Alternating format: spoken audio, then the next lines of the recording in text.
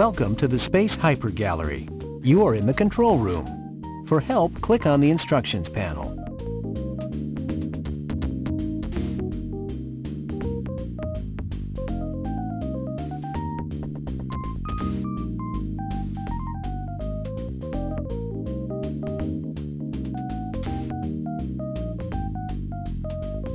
Pass through this wall to learn about the Soviet space program.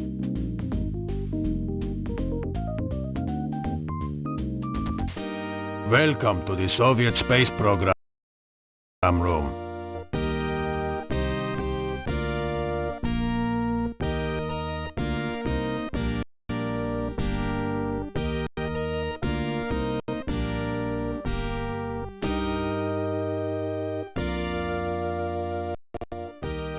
It wasn't a very good conversationalist.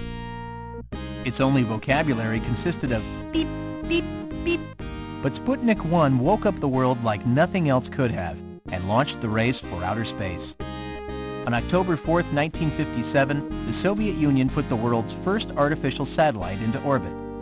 Sputnik 1 was an 84-kilogram, 184-pound, 58-centimeter, 23-inch wide ball with 4 radio antennas streaming off to one side. That may not sound too impressive, but at the time the United States was still at the drawing board, planning to get a 1.4-kilogram, 3-pound satellite into orbit. Sputnik had 2 radio transmitters that sent out regular signals as it circled the globe. Even amateur radio operators could pick up the distinctive beep, beep, beep as it passed overhead.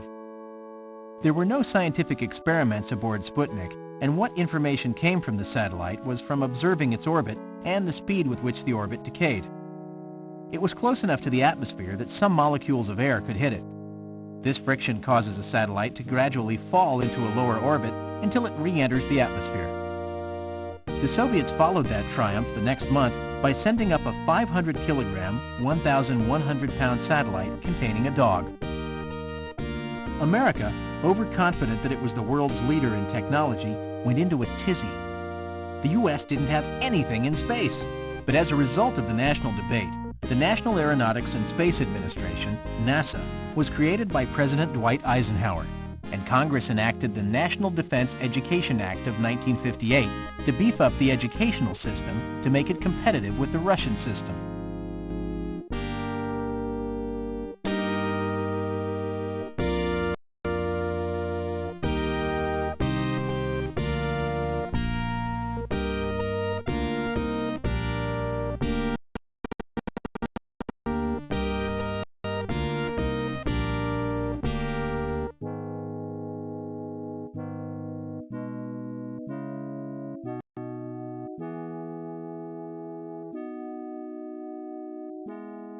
Most people have forgotten it, but the Russians sent roving robots to the moon.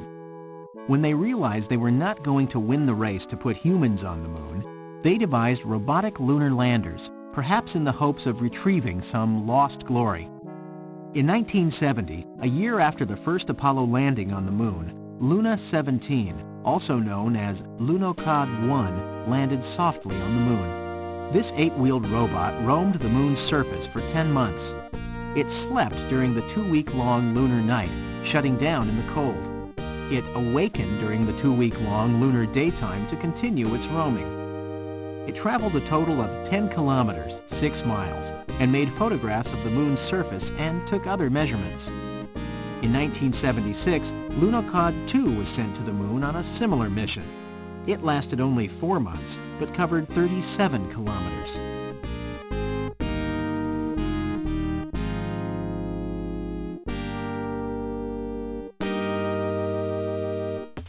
Jump carefully into the lander's room.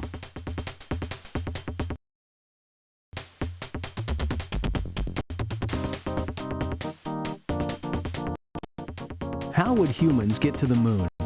In 1961, President John F. Kennedy ordered NASA to devise plans to do it by 1969. But how? For years, many ideas had been discussed, but to meet Kennedy's goal, scientists had to decide which one to use. The straightforward way would be to use a giant spacecraft that would turn as it neared the moon so its main rocket engines faced the moon, and then fire them to slow it for a soft landing. To return, the astronauts would board the spacecraft, fire the rockets to take off and head back to Earth. Then fire the rockets again to slow the spacecraft for re-entry into Earth's atmosphere. The problem with this method is that it takes an enormous amount of fuel to get even a small object to the moon. A rocket not only has to lift the payload, humans, it has to lift all the fuel needed to lift the payload. Was there any way to cut down on the amount of fuel? After studying many alternatives, this is the answer NASA came up with. Break the trip down into a series of steps and throw away as much of the spaceship as possible without endangering the mission. So the plan was to launch a 4-part Apollo spacecraft on top of a giant Saturn rocket. The first of these parts was the command module, in which the 3 astronauts spent most of the trip. Directly behind it was the service module, which contained bulky equipment and fuel tanks for the mission. The third and fourth parts were the 2 sections of the lunar module, which would actually make the landing. The lunar module was tucked beneath the other 2 modules during liftoff. Once the rocket reached orbit, the command and service module, CSM, would separate, rotate, and dock with the lunar module. They would then travel together to the moon. Once in lunar orbit, 2 astronauts would transfer to the lunar module, which would separate from the CSM and land on the moon. In this way, the massive CSM, including the weight of 1 astronaut, would not have to be carried. This meant that much less fuel would be needed for landing and liftoff at the moon. After the lunar module landed and the 2 astronauts had explored, they would return to the module. The lunar module itself had 2 parts.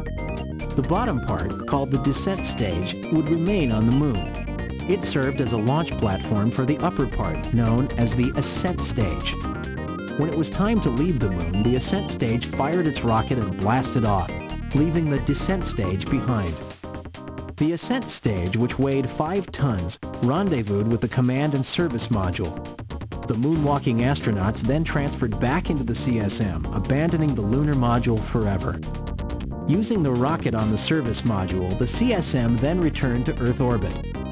Abandoning the service module, only the command module with the 3 astronauts in it re-entered the Earth's atmosphere.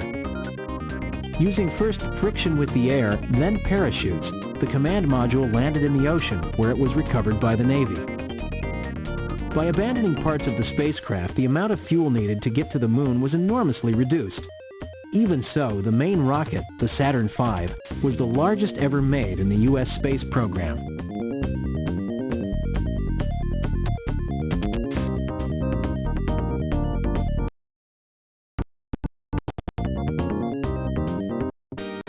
You have clearance to enter the NASA room.